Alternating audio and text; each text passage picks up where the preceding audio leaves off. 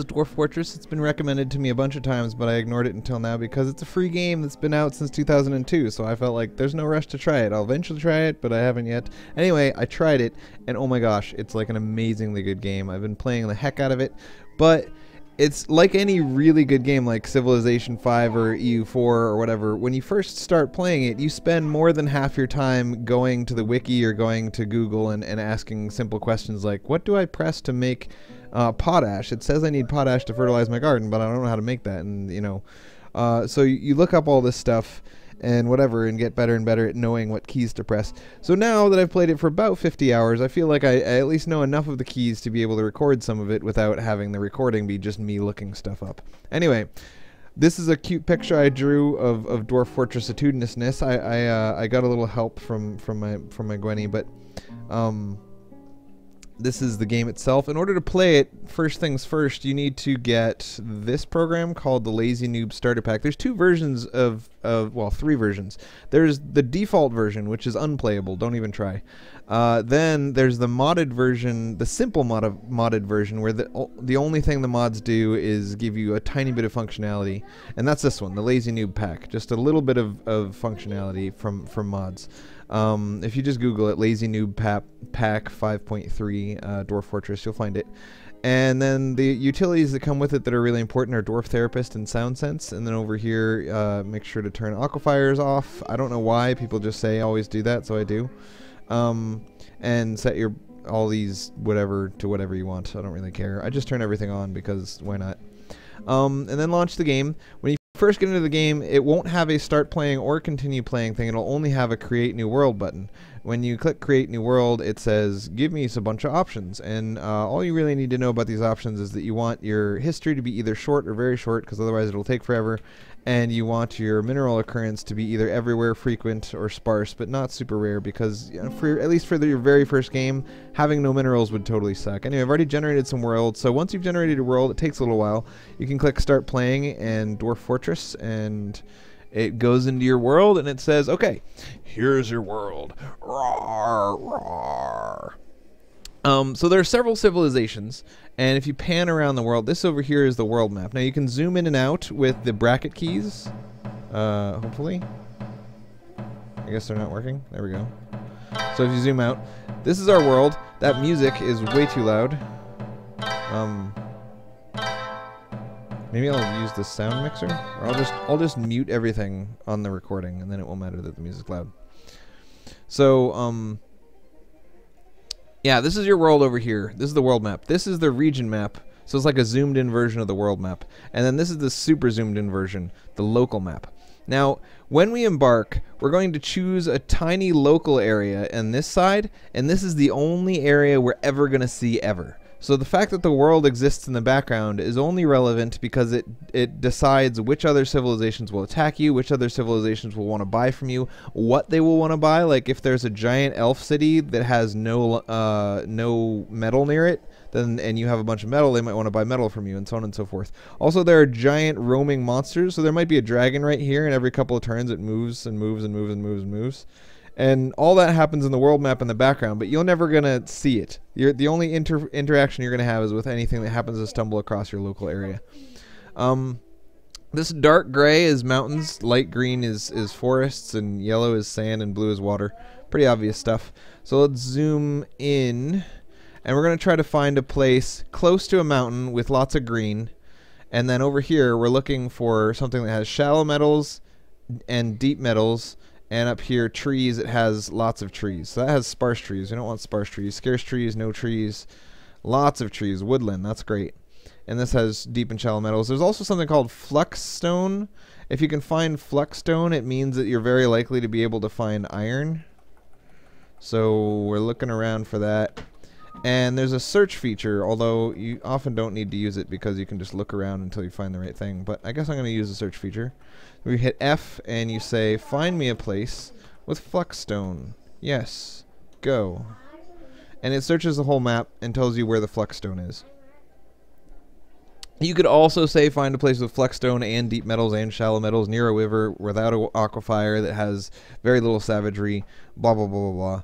But it would take longer to search, and it would no longer and it wouldn't matter too much. So it looks like there's no Fluxstone on the entire map. Is that true?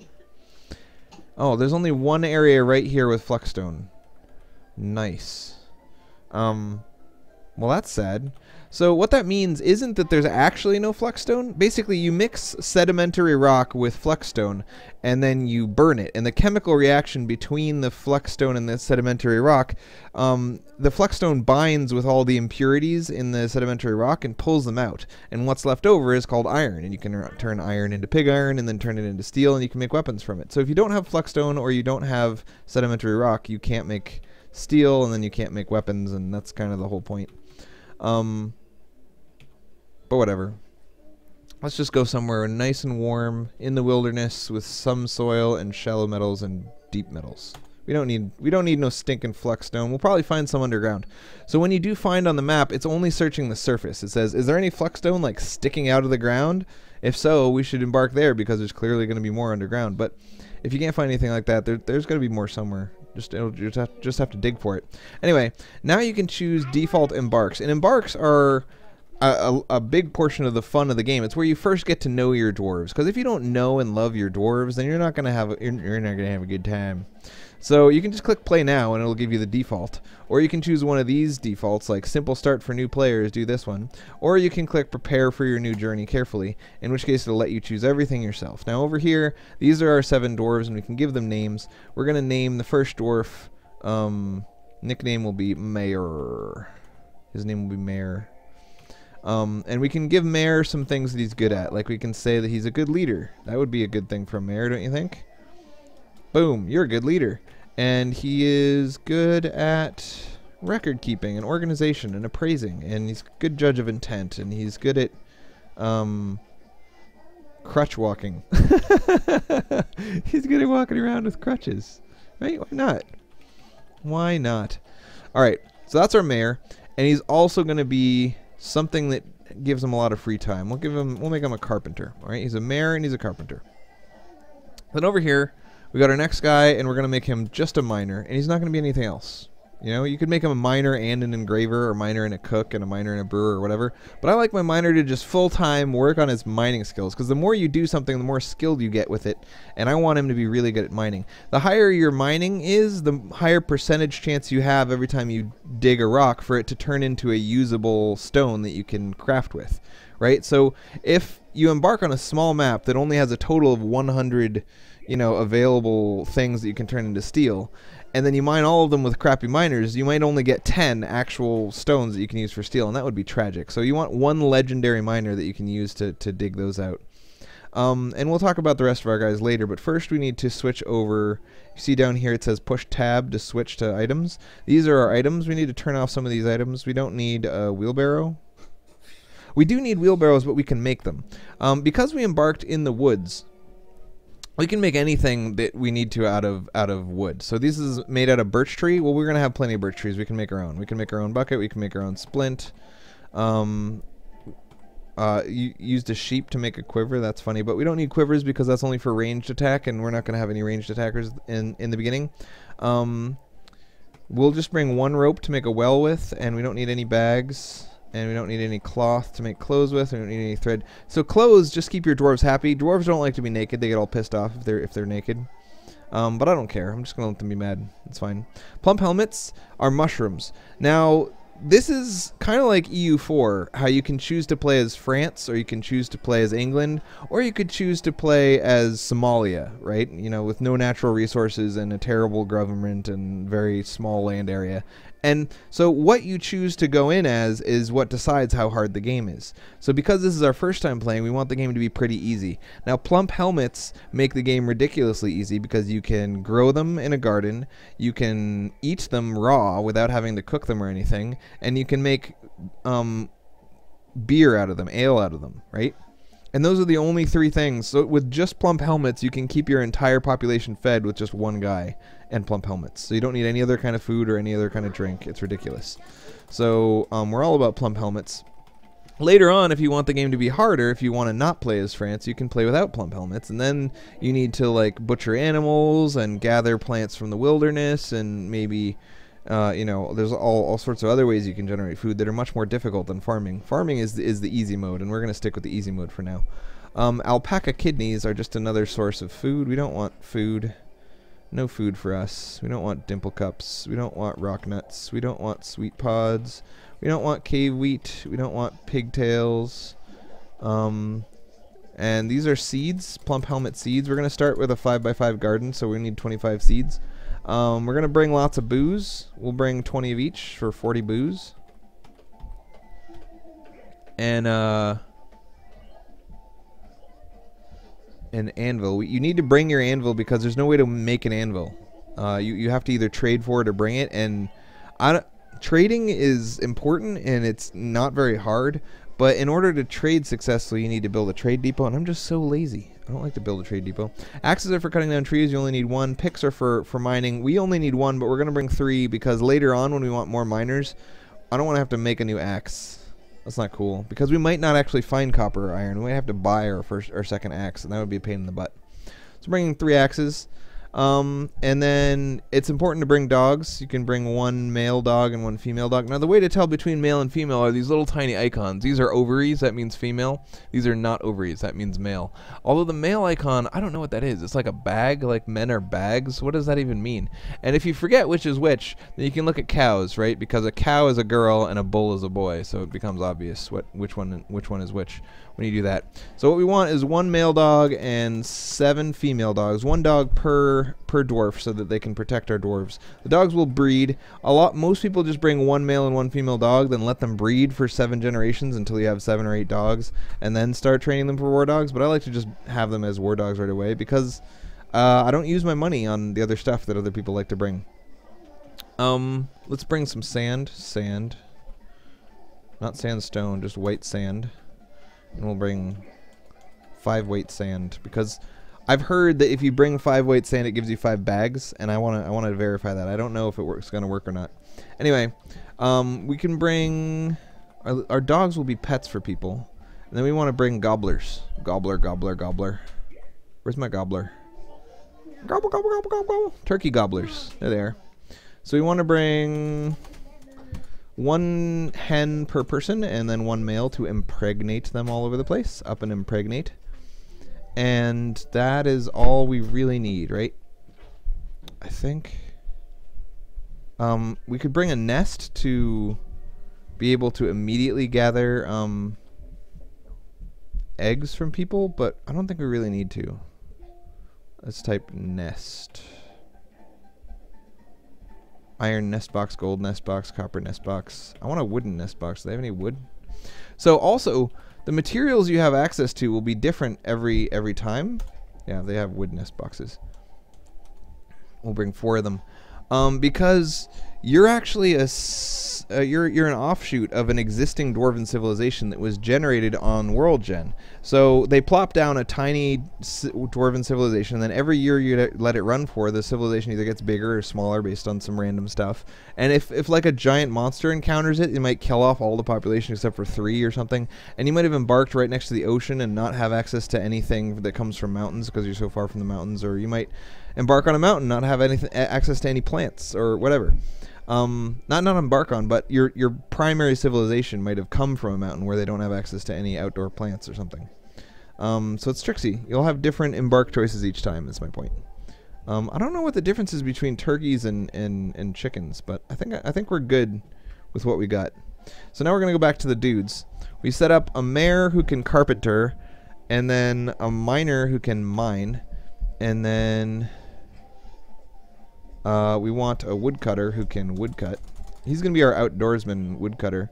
A lot of people combine woodcutter with carpenter, so they cut down 10 trees and then build 10 items, and then cut down 10 more trees and then build 10 items. And that works fine too, but I like to constantly cut down trees and constantly build items. And you'll end up eventually with way more wood than you have items, and then you can use the wood to build walls and stuff. And that's because I embark in a forest. If you were embarked in a place with very few trees, that wouldn't be a good idea. So we got a carpenter, woodcutter, miner, we need a mason, and we need a stone crafter. Now you don't need a stone crafter because basically the idea of a stone crafter is he can make those nests for your chickens, and he can make crafts to be sold, to be traded for stuff. But the crafts that he makes are not worth nearly as much as different kinds of crafters. For example, a guy who makes pottery will make much more valuable stuff using, you know, sand or clay, like cheap to get, and it makes valuable stuff. And a metal worker can just make metal discs to be sold and engraved and sold to people, and those are way more valuable than a stone crafter. So I only do stone crafter because I want to immediately start making crafts, and that's the easiest to immediately do that with. Next we're going to want our farmer. He's going to farm. He would be grower. And he would also be a potash maker, because he's going to make some potash. And he's going to be an oven operator, because he's going to make the ash in order to make the potash. Where's the oven operator? You can use page up and page down too. I think oven operator might be down here.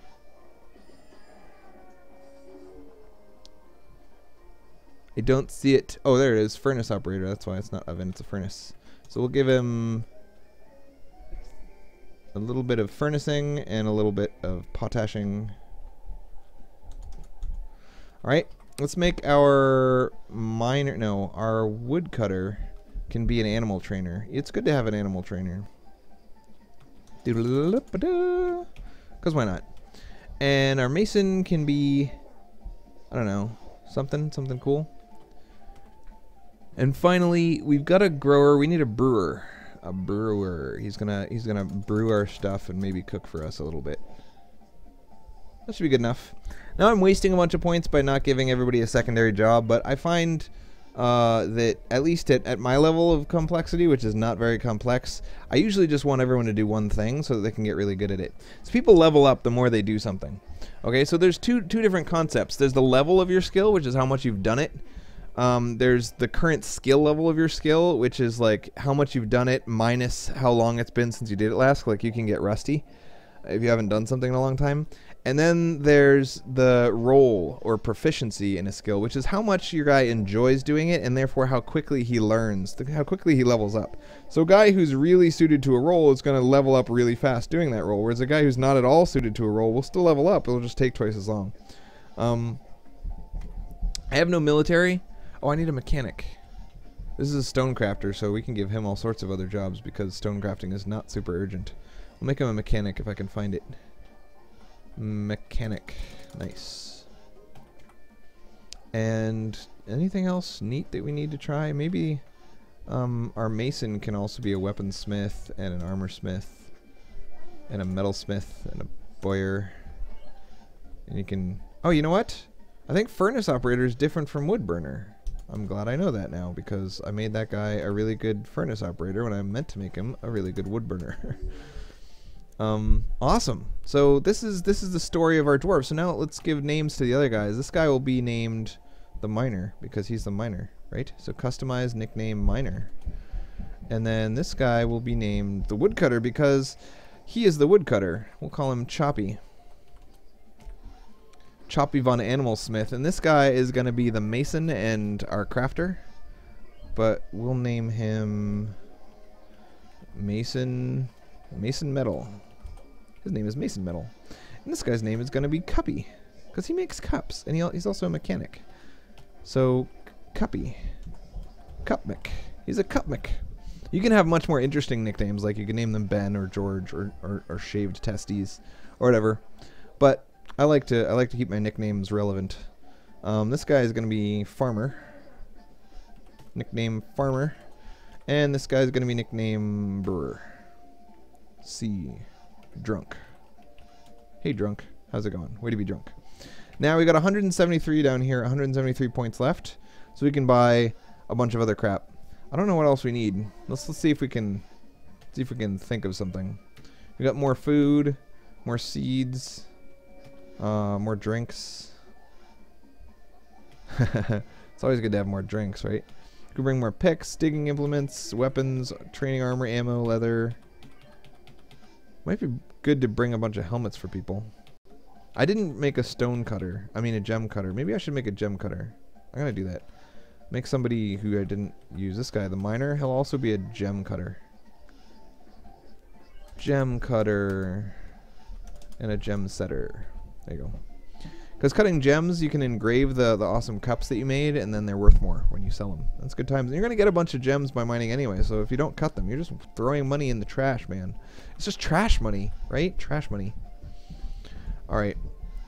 So, I don't know what to do with the rest of my money, so I'm just going to take an infinite number of helmet spawns. And maybe... Oh, I forgot cats. Don't forget cats, man. So cats kill small rodents. But you don't want to have a cat explosion, which is when you let your cats breed forever, because then you just get overrun with cats, and there's cats everywhere, and you can't kill them because cats... Okay, normally, like dogs, a person chooses a dog to be his pet, right? But a cat chooses who they want to be their master. It's backwards. So if you have a cat explosion where you have 1,000,000 cats, and they all choose masters, now you can't kill them, because they're someone's pet, and if you kill someone's pet, it makes them very sad. So anyway, let's get a bucket. And we'll make a... We already have a rope, I think. So... I think that's it, man. I can't think of anything else that I want. I guess we could bring a crutch. We don't need a crutch. We'll just... Oh, I've never had cows. And they're expensive, too. Oh, but I don't have any money. I'll just bring more cats. I'll have an intentional cat explosion. Alright, good enough. Now we embark. We're off to see the wizard, the wonderful Wizard of Oz, because of the wonderful things he does. Diddly-doodly-doo. You know what? I think we might have chosen a 3x3 embark area, and we could go up to like 16x16 theoretically. And the bigger your embark area is, the more plants you have access to, the more stuff you have access to. So see how small my embark area is? I go all the way to edge in like no time flat. That's going to mean that I get less stones to make iron with and stuff. But it's also going to mean the game runs a lot faster. So you know how in SimCity you have normal speed, turtle speed, and like super fast speed? It's the same thing here. By default, you're going to be at 100 is going to be your speed, but you can slow it down to like 20.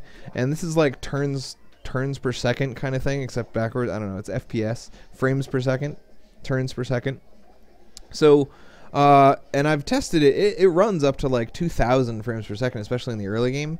So you can fast forward it up to about 20x speed. I found that it made the game a lot less fun to fast forward it to 20x speed, but once you've probably played the game for a couple million years, maybe that'll be the type of thing that you want to do. So let's set up some zones. Okay, so over here, oh, by default, your game looks like this. This is the actual game. This is, you can see some water, lots of grass, lots of trees, and these are our little dogs and our little cats, and these are our little dwarves and stuff.